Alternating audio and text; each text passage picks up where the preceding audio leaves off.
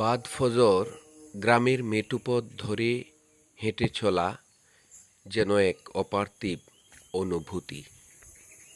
একদিকে মসজিদ থেকে ভেসে আসে হুজুরের কণ্ঠে সুরেলা গজল, অন্যদিকে মক্তবের দিকে শিশুদের ডেকে নেওয়ার সেই চিরচেনা আহ্বান।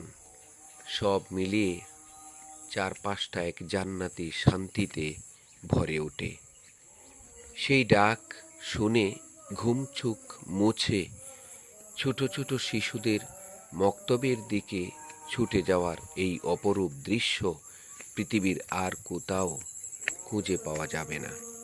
প্রবাদ আছে, সকালবেলার হাওয়া লক্ষ টাকার দাওয়া। সেই অমূল্য নিরাময় আমরা বুক ভরে নিই সম্পূর্ণ বিনামূল্যে।